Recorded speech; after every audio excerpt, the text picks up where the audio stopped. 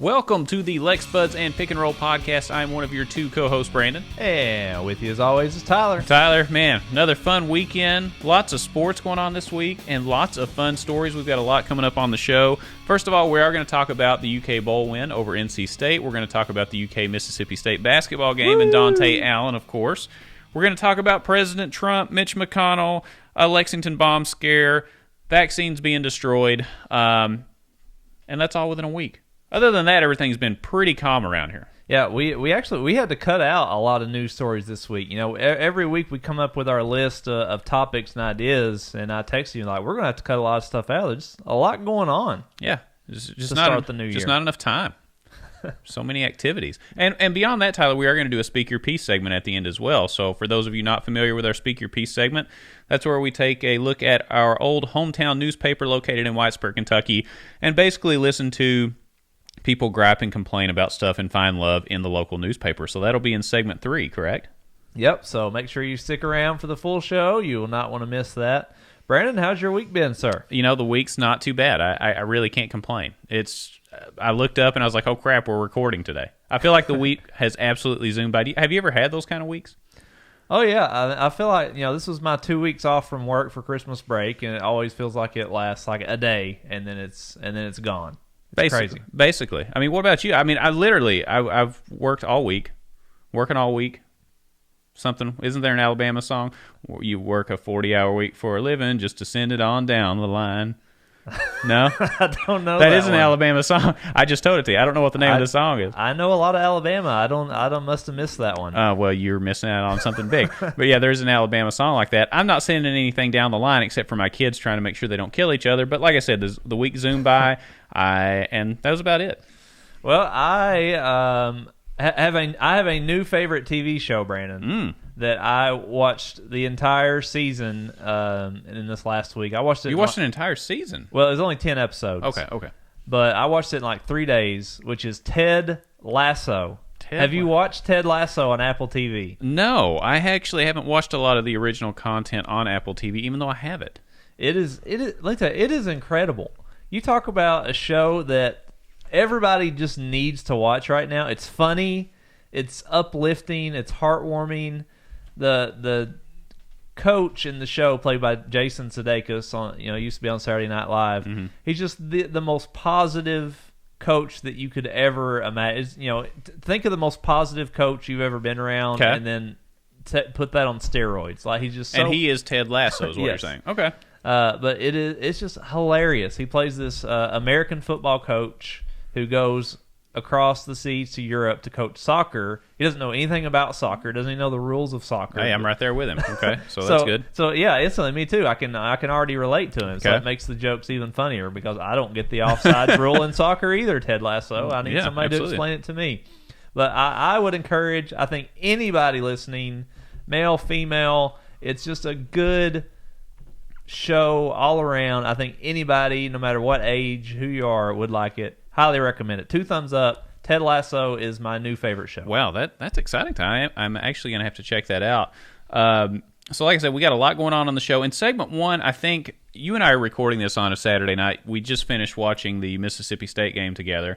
I think we should lead with sports. And for those of you that are just listening on audio as well, keep in mind we do have a video podcast on our website at lexbuds.com and on YouTube. If you just search LexBuds on YouTube, you'll find us there. You can subscribe to our channel. You'll actually be able to scroll through and see what topics we're doing and at what time in the show we're doing them. A la, Pardon the Interruption on ESPN. I mean, we lay out every segment. We do. Yeah, and there's a timer and everything. It's a full-on thing. So if you want to scroll through, and let's say you're not interested in sports. Let's just say you get your news from us, which is a scary thought. Just scroll through and find the news section and find the stories you want to hear about. It's pretty simple. Yeah. Well, our first topic, I think we have to start with UK Mississippi State. I have my introduction written out, but I'm just saying to hell with it. I'm throwing because the only thing anybody wants to talk about after this game is Dontaie freaking Allen finally gets his opportunity after games of fans begging for him to get in. Comes in, hits 7 of 11 threes, 23 points. Kentucky wins in double overtime, 78-73. Brandon, how excited are you right now? Because I'm on like a 10 out of 10 right now. Well, Tyler, I think a little birdie posted an article on our website at lexbuds.com that talked about how, Dontaie Allen has become the new Richie Farmer, basically. Hey, is Dontaie going to play tonight? You think Dontaie's going to get any minutes? And I don't know who wrote that, Tyler. Are you familiar with the person that wrote it? You should be, because it's you. Whoever it was should get a raise. We talked about that on the last show, Tyler. That's pretty funny. Yeah, you'll get your raise. It's in the check's in the mail. Oh, great. Yeah, but I mean, we've been saying it. The fans have been saying it. If you're going to lose, why not go down playing Kentucky guys? And we know Dontaie Allen used to put up 43 points a game in high school. He knows how to visually see the ball go in the basket, no matter what's going on. And we've seen other Kentucky high schoolers go on to other schools, Xavier, West Virginia, Auburn, and play very, very well. And Dontaie Allen, Mr. Kentucky, who outperformed them in high school, rides the bench. Well, now he comes out, 23 points, 7 3-pointers. You couldn't have scripted it any better. I felt like it was in a Mighty Ducks movie, Tyler, where it's like it's scripted to the point where it's like, no, this can't happen. They're going to come back and they're going to do it. I felt like I was watching the Mighty Ducks, and Dontaie Allen was the Mighty Ducks. Coming out when nobody thought he could do it, and when I say nobody, I mean Coach Calipari. Nobody thought he could do it. And he just blew everybody away. Comes off the bench and destroys Mississippi State. Unbelievable. I couldn't enjoy it anymore, just to be honest with you. I absolutely loved it. Well, since we're making Mighty Duck references, in Mighty Ducks 2, if you remember, before the big Iceland match, the Ducks went out and they scrimmaged the group of hockey players out on like a street court. Remember that? Yeah. And do I remember that? And Kentucky also had a secret scrimmage this week against Transy. So maybe we've got a full-on Mighty Ducks team on our hands here. Tyler, do you think if we go to Rupp Arena and we start a chant, does the crowd just go quack, quack, quack, quack, like a full-on Mighty Ducks thing? I don't know, but if somebody comes out with a knuckle puck shot in the next game. I think B.J. Boston is shooting the knuckle puck right now. I can tell you that right now. It's not looking very good. So he's patented the knuckle puck. I know what I like to call it, and it doesn't end in puck, but it's not very good. I can tell you that. It's pretty dang ugly. Oh, that's good. That's good. I'm not sure where to go from that one. No, I mean, what are your thoughts? I mean, this is something we've been begging for. You wrote the article about it, and it blew up online. It got tens of thousands of views off your article about Dontaie Allen. You were proven right, and Calipari was proven wrong. Do you think he'll admit it? I think he has to. I wish we could watch the press conference right now. I think his post-game interview is actually happening right now. Right now, yeah. So very interested to see what Calipari says, if he kind of admits that he is wrong for not having played Allen up to this point. Mm-hmm.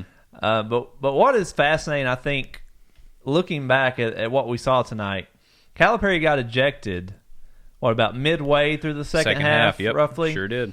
And Kentucky was, down 7-9 points after that? I think it was 9 points, yeah, and they were going to the line for some foul shots. It looked like the game was pretty much over at that point. But let's give the assistant coaches, and specifically Bruiser Flint, who appeared to take over the head coaching duties.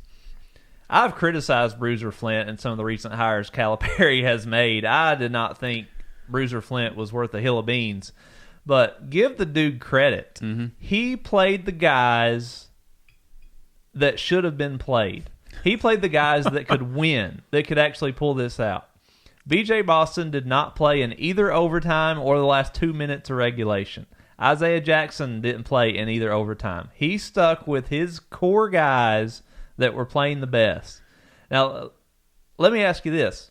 Had Cal not gotten ejected, do you think B.J. Boston sits for 2 overtimes? Tyler, do you think Dontaie Allen plays the entirety of the 2 overtimes? No, I don't. I think Dontaie Allen may play, but I can tell you Boston will be jacking up some shots. There's no doubt about it. And I think the difference is, Bruiser Flint coached the game like he was trying to win a college basketball game. John Calipari was half trying to win a college basketball game and half trying to look out for the best interest of the kid and telling him to keep shooting long-range 2-point shots to get ready for the NBA. So Bruiser Flint has won as many games as Calipari has this season, and it's January. I mean, is that not true? That's true. Yeah. I mean, we're 1-0 in 2021. Bruiser Flint's won as many games as Cal, and Dontaie Allen's made more threes than either Clark or Boston this year, and he's only played for about 40 minutes this season. That's incredible. Think about that. That's incredible. Yeah, he needs to not only be in the rotation. You mentioned this, Tyler. I said he needs to be in the rotation. You said rotation? Needs to be in the daggum starting lineup. I mean, really, how is he not on the floor now? If I'm B.J. Boston, I'm sweating bullets. Right? Because there's a reason he sat on the bench. He didn't play any in the overtimes. As far as I could see, it was the same guys, and it was a group of ragtag players from our bench. You know, we had Ware out there. We had Allen out there. This was not your typical UK starting five, and they pulled it out. They actually hustled, played hard, and just got the dang thing done. I don't know how it happened, but it worked. Yeah, and this is absolutely I think this is a team that fans can actually get behind now. If they stick with this core group of guys, with Allen, with Lance Ware, even Jacob Toppin comes in and plays very well. Mm-hmm. Those are the kind of guys you just see the hustle, the effort that you don't see with Clark and Boston. And it's going to be really, really interesting to see how the starting lineup and rotation shake out in the next few games, because now that we have proof what Dontaie Allen can do, it's going to be hard to keep him out of that starting lineup, and certainly going to be hard to not decrease Boston's minutes. Yeah, and think about this, too. You got to feel for Allen a little bit coming into the game, because it's like every fan in the state has put so much pressure on this kid that, you know, when he made his first three, the oceans were going to part, you know, and everything was just, the heavens were going to shine down on Dontaie Allen. That's a lot of pressure, you know? I mean, it reminds me of the Ace Ventura movie when she says, "What would you know about pressure?" You know what I mean? It's like he had all the pressure in the world on him, and he could have folded and totally just blanked out, and we never hear from him the rest of the season.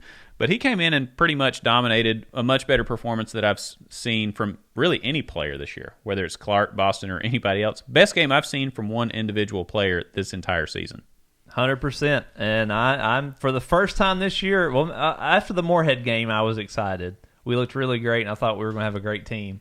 This is the first bit of excitement we've had about basketball in 2 months since that first game of the season. So let's see how it goes. We're rolling. One game. We win our next game. That's 2 in a row. That's a streak. Or is it a streak when it's 3? 3 is a winning streak. Okay. So 2 more, and we're on an official winning streak. Yeah, pretty crazy. I was pretty happy with it. And that was really the nightcap for the day, Tyler. Earlier in the day, the Kentucky Wildcats won the Tax Slayer Gator Bowl with a 23-21 victory over NC State. Tyler, with Vince Marrow calling the plays, Terry Wilson playing poorly for the most part, the defense playing well. What do you take away from this game, the season, and what do you think it tells us about next year? I'm excited, man. If you look at what our schedule would have been in a non-COVID year, the 8 teams that we were originally scheduled to play, we went 4-4. Mm-hmm. We would have had the 3 stinky teams that we always play. And Louisville, you assume we would have won all 4 of those games. We would have had an 8-4 regular season. We would have won this bowl game. We would have been 9-4. That's impressive. Which is a heck of a season. Yeah. I mean, if you just look at the stretch of wins we've had the last 4 or 5 years, I mean, we've had a 10-win, 8 wins, 7 win. I mean, just this has been a heck of a 4 or 5 year run that Stoops has been on. 5 straight bowl games, 3 straight bowl wins this season, which has to be a record. Have we ever won 3 straight bowl games? And these aren't like minor bowl games. These aren't like, you know, the lower tier SEC bowl games we're playing. He's winning 3 in a row in games where Kentucky is elevated in the SEC rankings, and we're playing in higher ranking bowls. So this isn't like we're scraping the bottom of the barrel and beating some scrub team from the ACC, which I think they're all scrub teams. But you know what I mean? We're not playing we're playing quality teams. NC State was ranked number 23 coming into this game. You know what I mean? This was not a fluke win. And I think it begs the question, Ty, I was thinking about this earlier today. Do you think Stoops is the best coach Kentucky has had in our lifetimes? But where does he rank, do you think, all-time in the UK coaching list? I mean, just honestly, Kentucky's always been a hard job. Bear Bryant was here for a short period. Mm-hmm. But where do you think Stoops ranks? Should we start making a statue for him? Well, you look at who's been the coaches our lifetime. So the first coach I remember was Bill Curry. So nice guy. Definitely putting him up with Bill Curry, then Hal Mumme, and then Who is that? Guy Morris. Guy Morris. Yeah, Guy Morris, that's right. Guy Morris, and then Rich Brooks, Joker Phillips. So, I mean, I guess you could make an argument for Hal Mumme, but I think I'd put Stoops above Mumme for sure. So I think you have to put Stoops above Mumme. I think Mumme had more exciting teams to watch. Yeah. But won way less games. Like, we would win 4 games a year, but, man, it was fun watching us lose 4 games because we would score 60 points. We would just give up 65. Yeah. That was the problem. But I love what Stoops is doing. With the lack of offense that we've showed this season, we had no business winning really any games. We were the lowest-ranked passing offense in the country. Pretty dang pitiful. But he's built a core with the O-line, the defensive line, and the defensive backs to where even when we have an off season on the offense, we can still win games. We could never do that before. Yep, good point. So, I don't know.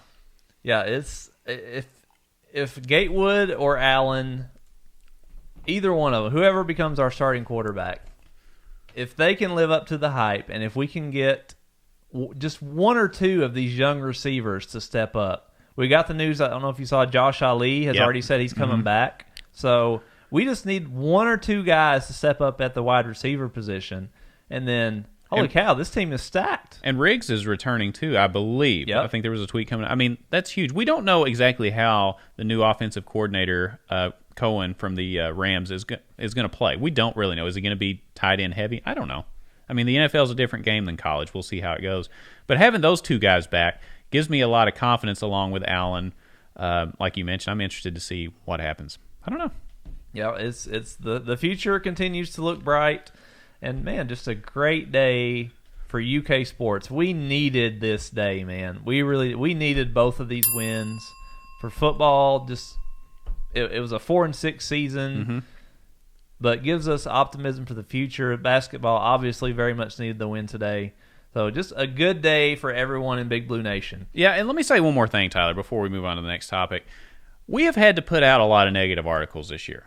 And we've put some stuff out on Twitter, and people are like, man, you guys are just miserable UK fans. Let me tell you this. We hadn't planned on writing negative articles for either team. When we started the show, it was like, man, we're stacked in football. We're stacked in basketball. We're going to dominate. This is going to be so much fun. These are articles we didn't want to write. Right. These are videos and segments we didn't want to record. You know what I mean? We don't relish this. It's a great thing when we do something good, and we will praise everybody when things aren't in the toilet. Yeah, if you go back and read my basketball preview, I predicted we would go undefeated in the non-conference, and I mean, we'll see how that happened. But just a little off. Is what it is. I think what happened is you accidentally typed the word "un," and you should have put "we're going to be defeated" in the non-conference. We're going to be defeated. that was just a typo on Tyler's part. So just overlook that when you read the article. Yeah, both physically and mentally. We are defeated. All right, one other piece of basketball news, Brandon. A week after asking freshman Cameron Fletcher to step away from the team, John Calipari announced this week that Fletcher was back with the team. Cal said Fletcher, quote, had to have a wake-up call because disciplining within wasn't working. Are you glad to have Fletcher back on the team? You know what? We need something. We need a spark this year. Apparently Allen's going to be that. But I hope Fletcher is part of that as well. He seems like a tough player. I liked watching him play when he was on the court. But at the same time, if you're not showing up or you're not doing something you're supposed to and you're causing a disruption to the team, it's a cancer to the team. You got to fix that. You know what I mean? You can't have that anywhere on your team where it's going to spread. And this is the most aggressive I've seen Calipari address these kind of issues before, telling somebody to leave and come back. I've never, in the 10 years he's been here, I don't recall that happening. I'm glad he stood up and did it. Agreed. It's very uncharacteristic of Calipari to kind of put the dirty laundry out there in the general public for everyone to see. But whatever Fletcher did, it must have been really bad. We talked about that. We talked about how people overheard him at the airport, bad-mouthing Calipari on his way home. So you hope it is a wake-up call. You hate to give up on any kid. Glad that he's back. We hope that he's got things figured out in his head. He did not play in the game today. I suspect he's going to have to earn every minute that he's going to get, if he even gets a minute. But I'm sure he expects that too. You got to expect that. You can't just come in and waltz in and be in the rotation after what happened. When you get sent home, you better earn it. and earn your stripes to get back in. I think he'll do it. Absolutely. It kind of reminds me of that the scene in Coach Carter when he comes in the first day of practice and just starts kicking guys off the team. You ever seen Coach Carter? No, but that sounds awesome. I want to see that. Is that the one with Samuel L. Jackson? It is, yeah. I tell you what, if Samuel L. Jackson was my coach, I would be scared to death. Right? Oh, you mother...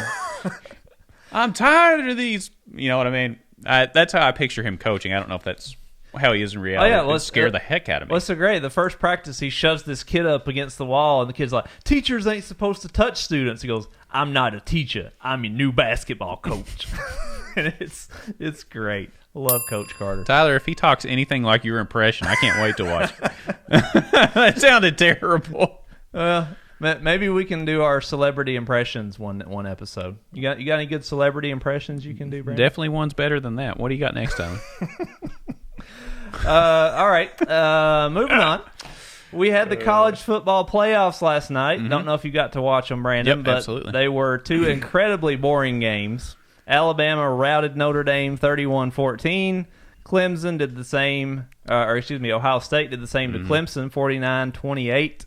So we have Alabama, Ohio State for the national championship game. Is there any way, Brandon, that Alabama loses the title game? I think well, let me say two things. First of all, I've got to get this out of the way. Stop having Notre Dame in the playoff. Stop it. They get their ASS handed to them every time they're in it. It's embarrassing. They don't play anybody all year except for maybe one or two games. Meanwhile, Alabama's playing a gauntlet in the SEC every year, and they still come out and whip Notre Dame. I'm just tired of it. They need to go. Let somebody else have a shot because Notre Dame ain't got it. Notre Dame ain't it. It was really cool when Lou Holtz was there in 1990, and they were a good team, and they were on ABC all the time. I grew up watching them. Don't care about it now. They don't deserve to be there.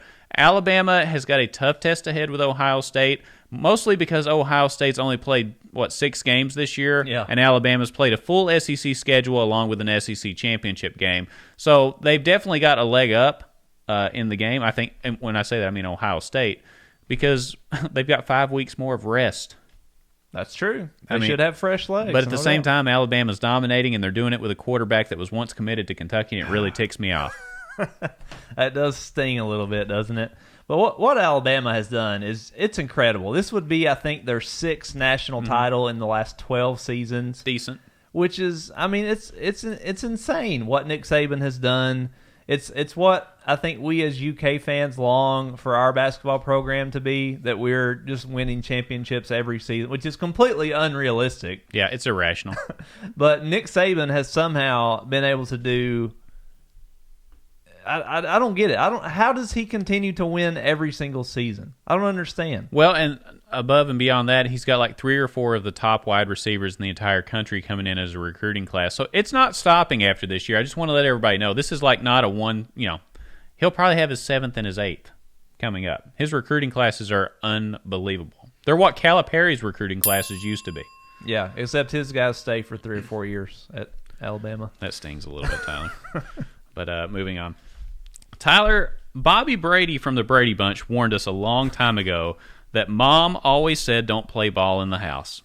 The Wisconsin Badgers apparently weren't listening. The Badgers football team celebrated their Duke's Mayo Bowl win by breaking the trophy by accident in the locker room.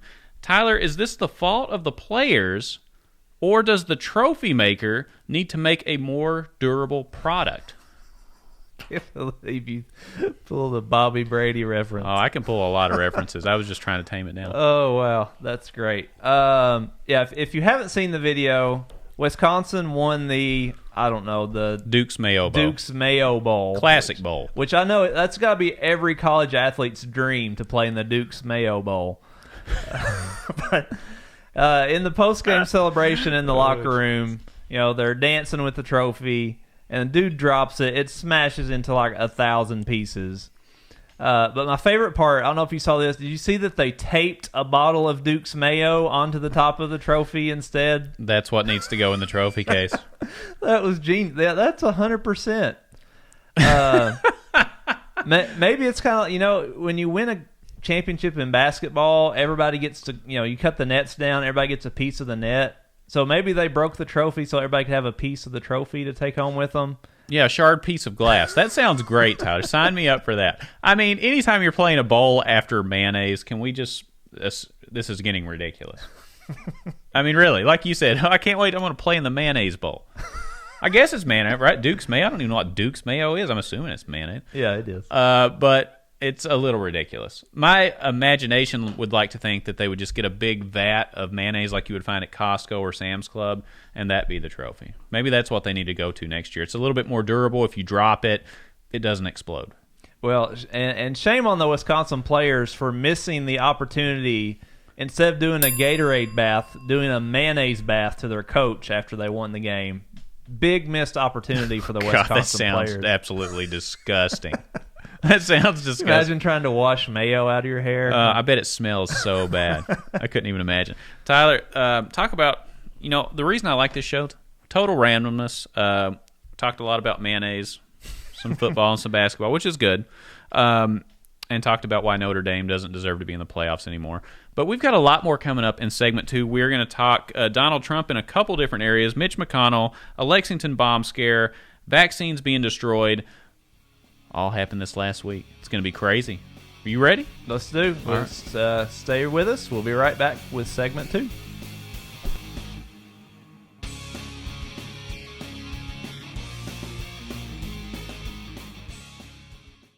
Welcome back. Segment 2, Lex Buds and Pick and Roll podcast. Tyler, it was a fun first segment talking UK sports and some actual wins. But believe it or not, 2021 has started off with a bang. And the end of 2020, for that matter. A lot of news in the last week, and I think we just get straight into it. Before I do that, though, I always want to remind people, follow us, lexbuds.com, on Twitter, @LexBuds. Search us on Facebook, Lex Buds and Pick and Roll. And subscribe to our YouTube channel. Just search Lex Buds, and you will find us popping up. Let's rock and roll, Tyler. It's time. The people need their news. All right, let's hit the rundown. Here we go. Let's do it. New Year's Eve scare in downtown Lexington, Brandon. Parts of downtown Lexington were evacuated New Year's Eve after a police dog was alerted while inspecting an RV in a parking lot downtown. The scene was cleared 2 hours later. No explosives were found. Should we be surprised that 2020 ended this way? I mean, well, here's the thing. Do you remember when after 9/11 we had like 500 anthrax scares where they would shut down like city blocks because there was an envelope covered with a powdered substance, and people were just overly paranoid for a certain amount of time? I think we're going to go through something similar with this RV situation. Anytime there's an RV, there's going to be an issue. So if you're traveling in an RV, look out for a bomb squad or a SWAT team, and don't move quickly. Put your hands up. Just constantly keep your hands up while you're in the RV, because this is the way it's going to be for probably the next 30 days, and then people will forget, and we can move on. Yeah, now is not a great time to own an RV or to have an RV parked anywhere in a downtown area. Apparently, it was a family staying in a hotel downtown. The RV wouldn't fit through the parking garage, so they had to park it on the street. But for the businesses downtown, a shame, because this was probably the first night since COVID happened that people were out and about on New Year's Eve. A lot of people were staying in hotels. Restaurants were all packed. And then they have to tell everybody to leave. That's had to be crippling. I mean, if you're a business owner downtown, especially for a restaurant, that's just got to be like, what else could anything else you got happen? For me? Yeah, and the guy said he felt bad too. So I mean, I feel bad for the RV owner actually, because he said, "Hey, I'm just sitting here, man. I feel really bad because you ruined everything. But what are you gonna do? It's 2020 heading into 2021. What else are we gonna expect, right?" Yeah, the best story I heard, apparently the hotels were also evacuated, and there was a guy who had to come out in the freezing cold with a towel around his waist and a coat. I guess he was in the shower and was interrupted. Oh, perfect. So, yeah. Great way to start the new year for that guy. Way to ring it in. Yeah, absolutely. Tyler, Mitch, where's my money? Tyler, Mitch McConnell has rejected the House of Representatives stimulus bill proposal to increase COVID relief checks from $600 to $2,000. McConnell says the bill will not pass without elimination of Section 230, which deals with online liability of websites, amongst other things. Tyler, what would you do if you were Mitch, and do you like the whole situation right now with the COVID relief bills? Well, I think it's pretty clear the entire country is very frustrated with Mitch McConnell. I don't know if you saw this morning, apparently his house was vandalized, which I don't condone that whatsoever, but I think it does show the frustration that people have with Mitch McConnell. You know, this is supposed to be a representative democracy, and Mitch McConnell does not represent our state whatsoever. Everything he does is for the benefit of big business and really for the millionaires and business owners. Nothing is done for the average person. Bernie Sanders pointed this out, that 10 of the 25 poorest counties in the United States are in Kentucky. If you just look at based on poverty levels, education, life expectancy, all those different factors, 10 of the lowest 25 counties are in Kentucky. And Mitch, you're telling me you don't think the people in those counties could use an extra $1,400 right now? It's ridiculous. What is $600 going to get you in the grand scheme of things? That might pay 1 month's rent, maybe. Well, Tyler, let me play devil's advocate. And you know I am not a Mitch McConnell apologist. You are aware of that, correct? We've talked about this a lot. Can you confirm that before I go on? Yes. Oh, okay. We are both not big Mitch fans. Oh, yeah. Well, you said it out loud. Thanks for outing me on that. So, I'm not a big Mitch fan. In my opinion, I would rather just let people go back to work. That is the ultimate stimulus check because it's ongoing. Think about this. In 6 months or 9 months, this is what Congress is coming up with. $2,000. Imagine if everybody just got to go to work. That's $2,000 every month, not a one-time payment. So there's different ways of looking at this. I don't know if Mitch is right or wrong on it. I really don't. I haven't analyzed it enough. I know people are frustrated. People are angry. It's 2020. All this crap's hit this past year, and people are upset. People vandalized Nancy Pelosi's house, too. It's kind of crazy. People are vandalizing political leaders' homes, and you want to talk about a way to keep good people out of politics? Have stories like that? I don't want people doing that to me, so I'll probably never get into it. And I think I'm a pretty honest guy, but it keeps honest people from getting into it because people are vandalizing homes. I don't like that as a general practice, regardless of what party you're in. Yeah, and I think the frustration, you mentioned, you said, just let me go back to work. For a lot of people that, they may have lost their jobs, that may not be a possibility, that, people need this money. Well, that's what I'm saying, or though. your business is struggling or has trouble. I mean, even if you do go back to work, you can't recoup what you've lost the last 9 months. So that's it would correct. be helpful. And we have seen millions and millions of dollars given to oil companies, to airlines. We've already seen money been given out, but to the average Joe, they get $600. I think that's the frustration for me, is that they've already given money to others and made tax cuts for others, but for the average person, $600. Yeah, okay, that's fair. I'll give you that. And I mean, it's a discussion we could have for 2 hours, but sure, let's just cut it off at that. I think, it's okay to be frustrated. It's okay to disagree too, but, this is where we are, and if you're upset, that's perfectly fine. All right, Brandon, a new survey, Gallup's annual survey of the most admired man of 2020 was released this week. And in a bit of an upset, bit of a surprise, Donald Trump topped the list, ending Barack Obama's 12-year run as the most popular or most admired man. Brandon, were you surprised at this, and who would you have voted for as your most admired person? Oh, boy, you really threw that on me. I was not ready for that second question. I was a little surprised by it, but at the same time, I also think that Trump voters are very vocal in their love for Donald Trump, correct? I mean, we saw the videos. People will put 6 flags on the back of their truck to represent Donald Trump. So if they like him, you're going to know it. It's kind of like the people that do CrossFit. They'll let you know within the first 2 minutes. Like, hey, man, I do CrossFit. I threw a tire over a hill today. You know what I mean? Trump voters are like CrossFit people. Does that make sense? No? Okay. Well, you get what I'm saying, though. So it's kind of like that. You know it within the first 2 minutes, and they'll let everybody in their family know. So I'm not surprised by the outcome of the poll. Barack Obama's a fine guy. I mean, personally, I didn't think he was a great president, but I do think he's a good man. I think he had a good moral compass and was a nice guy. So I could see where he was admired. A lot of Trump supporters do not like him, right? But, sure. I mean, if I'm looking objectively, seemed like a pretty nice guy. Great president? I don't know. But, Trump's also more current, so that's something else you have to consider. I'm still...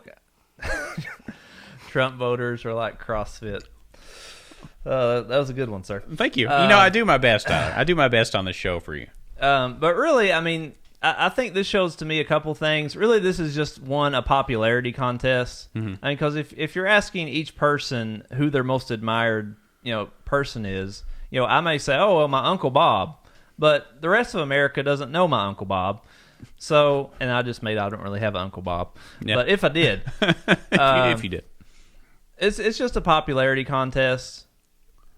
And two, Donald Trump only got 18% of the vote in this Gallup poll.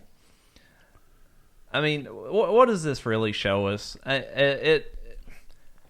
It shows to me that we put way too much importance on our politicians. Like there are so many more people in this world that I think should be admired more than Donald Trump and more than Barack Obama and more than Joe Biden. I would not put any of them in my top 1,000 of people I admire most. But because it's people that's who they know, so they end up winning these polls. But we put way too much value and importance on politicians. I agree with you. Politicians have become celebrities. It's a bit of a problem. I mean, there's people that are going overseas and helping starving people in like Africa and healing people all over the world, and we're putting these politicians up on a pedestal. Trump's a politician now, whether you like it or not. He was a businessman. Now he's a politician officially. I just don't like it. As a general practice, regardless of what your party is, I do not like putting politicians up on a pedestal. They are servants to the public. And it is a great job to have. It's a great responsibility. But you ain't a celebrity. It's not a popularity contest. I don't like it. Agreed. I'm not a fan. Tyler, we are recording this show on January 2nd. But President Trump released an ominous tweet stating he would see everyone in Washington, D.C. on January 6th. And rumors suggest this will be a protest of the election results and will include over 100 members of Congress from the Republican Party disputing the election.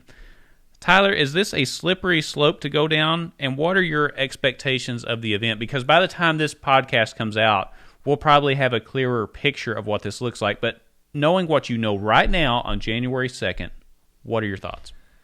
Well, Trump himself has said that it is going to be, quote, wild. So I'm expecting it to be complete chaos.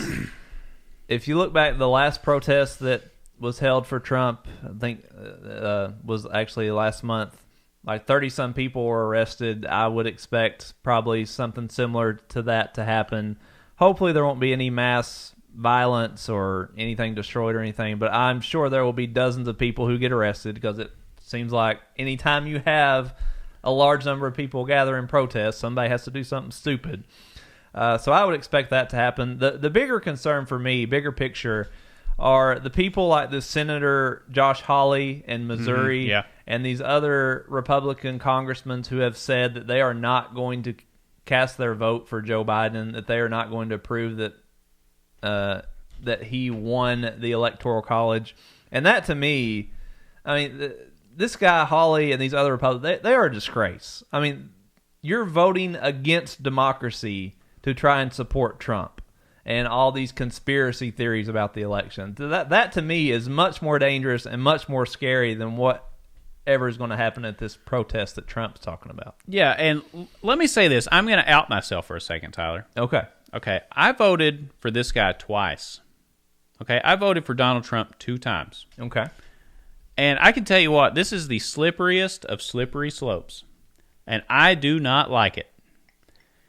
I think we mentioned on this show, and I said, if you're going to make that accusation that there is, some kind of issue with the voting system, you better have some very friggin' good concrete evidence. Because that is a heck of an accusation to make. I've looked at everything. It's not there. And I know people are going to be ticked off at that. I voted for him twice. Okay? I voted for him. I think he got a bad rap in the press, and I don't think he's everything bad that people say he is. And I also don't think that he's Jesus. Right? There's like 2 different sides. There's one that thinks he's the Antichrist and one that thinks he's Jesus. I don't think he's the one. I think he's in the middle of that. But this kind of stuff right here really upsets me because if we do this every 4 years, we're going to have a serious problem in this country. We can't do this every 4 years. You have got to present concrete evidence. I've seen it and heard everything that they've put out in the courts, and there's a reason this stuff gets struck down. because it's not strong enough evidence. It's not there. You got to show something better. I hope that no violence becomes of this, because if it does, it will be a total disaster, because it's not the Trump people that will come up and do this. It'll be your Antifa people and stuff like that. Not saying that they're going to cause it, but when the two of them meet, then there's the problem. And I don't think it's with one side or the other. It's just when you put those polar opposites together, stuff's going to happen. And I don't like this at all. And I'm saying that as somebody that 2 times voted for him. If you lose, you lose. It's okay. You did something that nobody else thought you would ever be able to do, correct? Yep. I don't even think he thought he could do it. Just say that. Say, you know what? We did something that is unprecedented. It is probably the biggest political comeback and surprise in the history of America, and go out that way. To be honest with you, I don't like it. I'm not a fan of this at all. Yep, I agree. All right, what's next, Brendan? Actually, you're next. Or no, let's see. We're skipping that one, right? Yep. Tyler, in the words of Bon Jovi, a pharmacist in Wisconsin decided to shake it up just like bad medicine. A pharmacist was fired and subsequently arrested for intentionally setting 500 doses of the Moderna vaccine out of refrigeration and thus destroying it. The vaccine can only be set out of refrigeration for 12 hours, Tyler. An investigation is ongoing and the motive is unknown. Tyler, put on your investigator hat. Why would someone do this? What's the motive for destroying 500 doses of the vaccine? This is crazy, first of all. I mean, this is a pharmacist, right? This is a medical professional. A doctorate degree, probably. Yeah, a graduate degree. This is a intelligent person. And the only thing I can think of is that this is somebody who has gotten on Facebook or Parler one too many times and read all the conspiracies about the vaccine and said, you know what? I'm going to do my part to make sure people don't get it and toss it out. But it's crazy. I don't know. Honestly, that's the only thing I got. They're buying into the conspiracy stuff. But you know what? Even if you buy into that, as a pharmacist especially, or even let's say it's a physician, you have to buy into the evidence that's presented, the scientific evidence that's presented. It's not up to you as the pharmacist to dictate whether a clinical trial is right or not. That's not your job to hand out the medications that you think are right. If we did that, we would have a whole heck of a lot of problems. You know what I mean? You don't get to hand out medicines or vaccines based on your political belief. If you're a pharmacist, you take an oath to treat your patients to the best of your ability. How do I know that? My wife's a pharmacist. Oh, blows your mind, right? That's the way it is. You're there to treat the patients with the best scientific knowledge that you have available at your hands. And you don't get to decide, well, I don't like ibuprofen, so I'm going to give them Tylenol. Well, you know what? Ibuprofen may be the best for me. You have to go with what's best for the patients, and science is showing us, based on what we know today, January 2nd, 2021, that this is the best for the patients. Yeah, just and you know, unfortunate that how many people could have gotten the vaccine weren't able to get it. You know, we're trying to get this out as fast as we can, and then we seem to just have lost the ability for several hundred people to have gotten it there. So good job, pharmacist in Wisconsin. Let me say this before we move on to the next topic, Tyler. I think one thing we're going to have to discuss in the future is the fact that this vaccine is rolled out so slowly. Yeah. We hoped for 20 million people to be vaccinated by the end of 2020. We had 2 million. At that rate, it's going to be like 4 or 5 years before everybody... No, I mean, really, that's the numbers. 4 or 5 years before everybody gets vaccinated. Boy, I hope things turn around. But moving on. Well, it's not going to get any faster with people throwing them away. It's true. If half of them get thrown away, we've got a problem. All right, Brandon, in what may be the craziest video of 2020, who would have ever thought it would have occurred at a Circle K in Ohio? I would have. If you have not seen the video, do yourself a favor. Go ahead and hit pause on the podcast right now. It's about 1.5 minutes. The first 45 seconds is of a white customer hurling profanities and using the N-word to the black customer in line behind him. The white guy is then smacked in the face with a can of Twisted Tea, which has now become the most popular brand in America right now. The dude gets absolutely pummeled on the floor, and it seems everyone on Twitter is really enjoying seeing this guy get his ASS kicked and had it coming. Brandon, did you enjoy the video as much as everyone online seems to have Tyler, enjoyed it? let's just say that you don't even agree with the guy that hit the man with the T. Let's say that you're in the KKK or something. You have to appreciate the smack that guy laid on the other guy with the twisted T. This is irrelevant of what your thoughts are.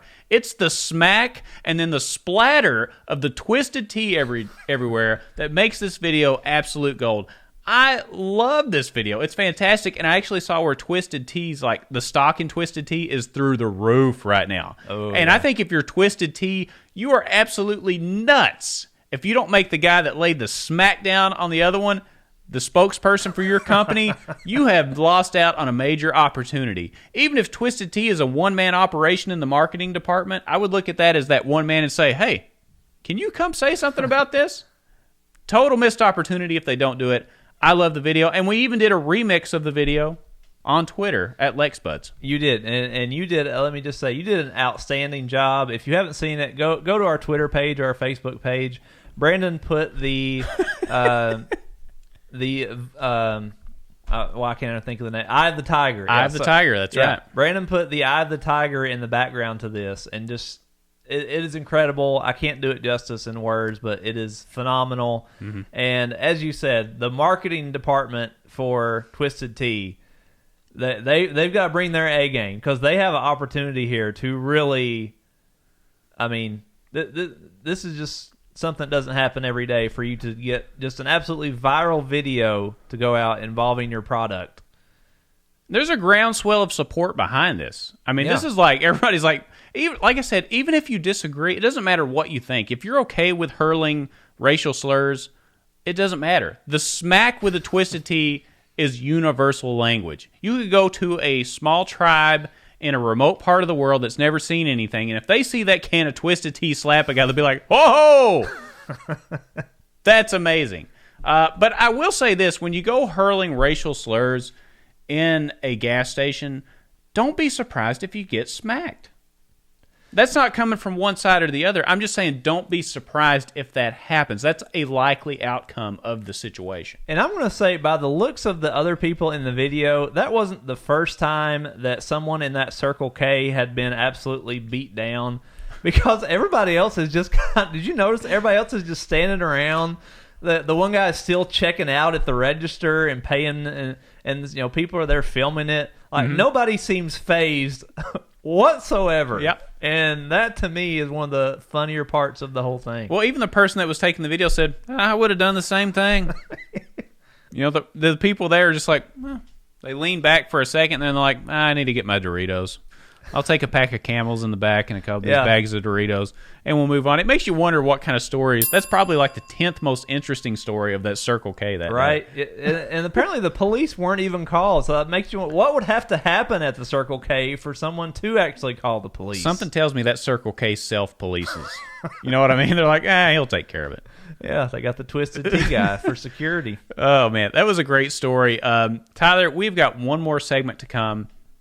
And it's one of my favorite segments that we do on the show. This is going to be the Speak Your Piece segment. Tyler, you've got a stack of Speak Your Piece sections from the newspaper. And we're going to read through those, figure out what's going on in the minds of the people in Whitesburg, Kentucky, and the surrounding area. And we're going to have fun with it. We are. You're not going to want to miss it. So stay with us. We'll be right back. Third and final segment, doing some Speak Your Piece.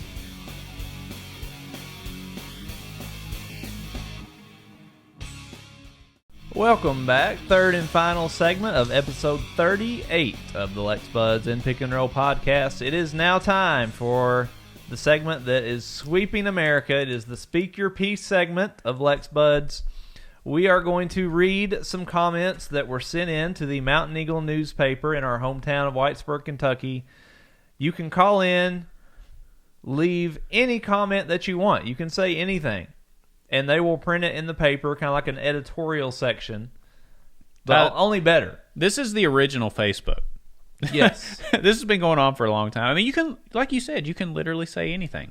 If you're trying to find a long-lost love, if you're trying to vent about something, If you just want to say anything, you can call into this number and do it. And apparently you can do it via email as well, which is kind of interesting. Yes, how times have changed and technology has upgraded. Never thought I'd see the day that you could email to speak your piece. Absolutely. Quite amazing. So, Ty, let's do this. If you want to read the topics, or not read, let's read one story at a time. Okay. And let's try to give our reaction and maybe investigate if it's needed. Okay. Let's see where we're going. I have no clue what you're reading. Tyler, you've read these ahead of time. I have. Somebody had to.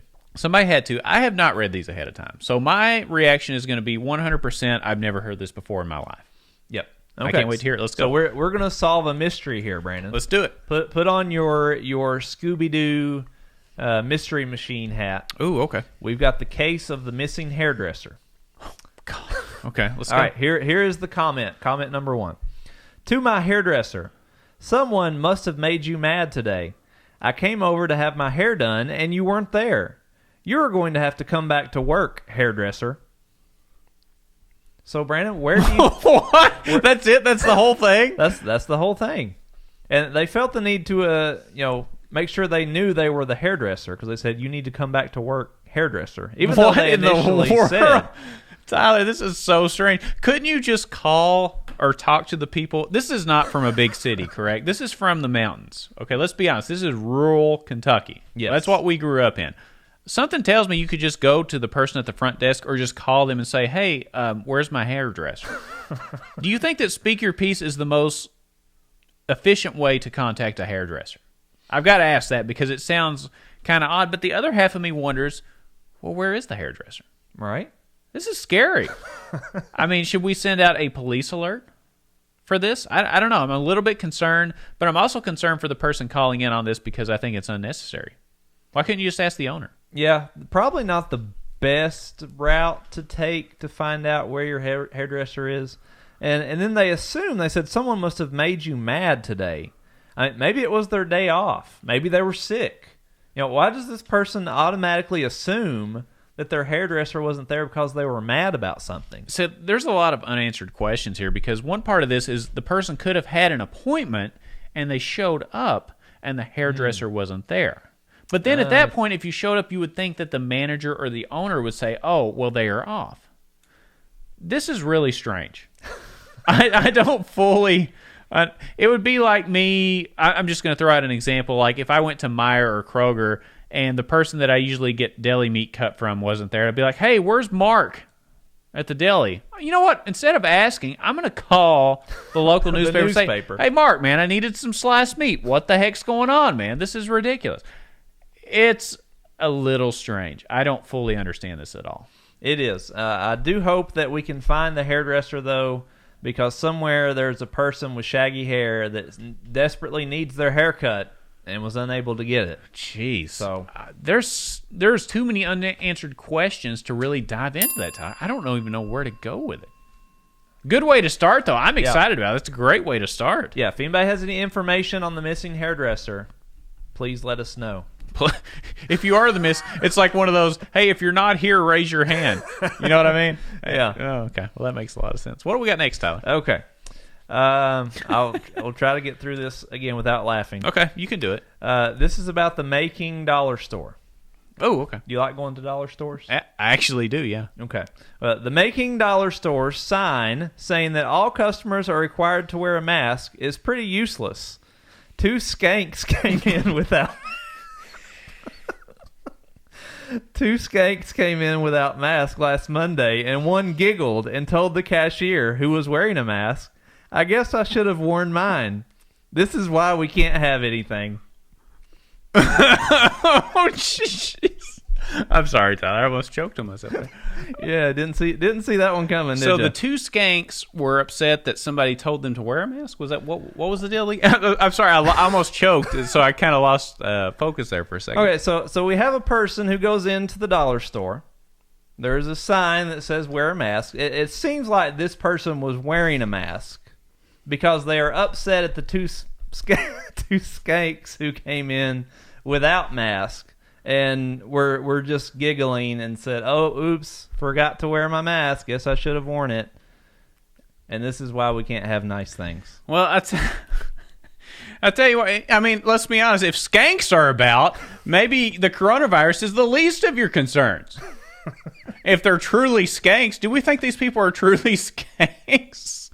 I don't know. Oh my gosh! And there were two of them. Oh God, two skanks. So I'm gonna have a hard time getting through this one. I didn't expect this to go that way. There's so there's two skanks. Oh Jesus. Okay. There's two skanks.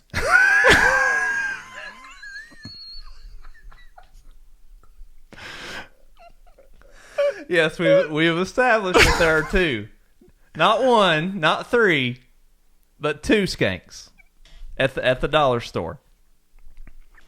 Okay. One of which was giggling. So here's the deal.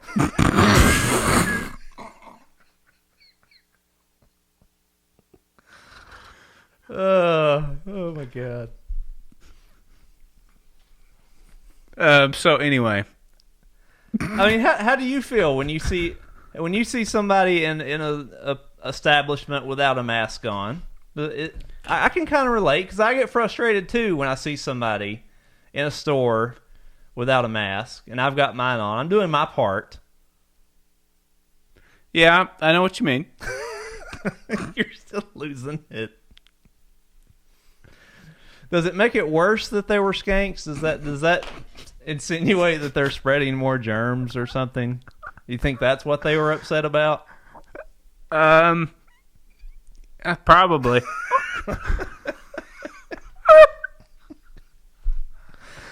Oh, okay. Well, okay. So let me put my investigator hat on here for a okay. second. You can go for it. So What's wrong with you? I'm sorry. I think we're going to have to move on to the next one. The skanks should put on a mask. Everybody's got to put one on. Deal with it. Yes, regardless of who you are, what your standing in society is, we're all in this together, as Andy would say. We can't have nice things if this doesn't happen. Everybody needs to put one on. That's it. Yes. So, skanks, please put your mask on. That should be our motto. Like Spuds and Pick and Roll. Skanks, put your mask on. We need to put that as the header for our website. I like it. All right, let's go to the next one. Okay, what do you got? All right. This is comment number 3. To a certain man in a red Jeep with www something written across the back end of it. You are www.ignorant. Running up and down the road, flipping those bright lights on and flipping your backlight on. That will scald a man's eyeballs out when you meet him in the morning. I'm going to have the law check you out, big boy. I'm going to see if we can't get some of that aftermarket stuff removed from your Jeep. Now, first off, this is you talk about great insults. www.ignorant. that is. I give 2 thumbs up on that one. That's some creativity right there. Yeah, that's good. Because I love. Does anybody even say www. anymore? No, they don't do www. Even when we do the show, I say lexbuds.com. Yeah, not http / colon. Yeah.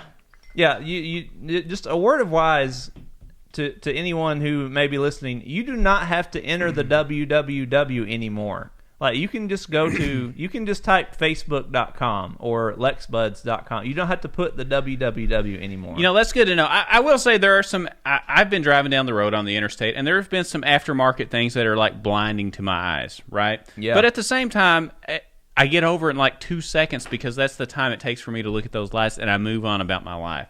This person has nothing else better to do. They need to move along, just live along their merry life, and get over it. Suck it up. Stop calling the cops on everybody. You know what? This reminds me of people calling, like, you know, people that are having backyard barbecues for having social gatherings. Yeah. Get over it, man. We don't. Snitches get stitches. Okay. Okay. All right. We got time for one more? Let's do one more. Okay. All right. Let's see. Sorry I ruined that one segment. I think I screwed it all. No. I couldn't get through it, though. I apologize. You made it even better. I don't know. I would like to know what the www.something was that's on this guy's Yeah, they didn't Jeep, really tell though. you. We should look that up. All right. Last one. Number 4. To grocery store bag boys. Haven't you ever eaten a banana? Stop throwing heavy things on top of bananas that you put in the bottom of a bag. Use some sense. Oh, jeez. Well, you know what, Tyler? I agree with this person. If your job is the person that is checking out and bagging, you need to have some common sense. Why would you want to crush my bananas? Right? I mean, is this person wrong? Would you argue that this person's incorrect? No, 100%. I mean, this is why stores are moving to the self checkouts now, because people are frustrated at the bag people. See, there's two problems that either happen. They either give you too many bags. Mm-hmm. It's like they put one thing in a bag, and they don't put and then you end up with 75 bags to take home, and you're walking out. You're like Ralphie's little brother in A Christmas Story, you can't put your arms down carrying out your bags. Or they crush everything and put the bananas or the bread. The worst when they put stuff on top of the bread. Ugh. I mean, that just ruins. But you know what? If it was bread. The checkout person's bread, I bet they would put it on top. That's the thing that gets me, is it's almost like, oh, well, that's your bananas.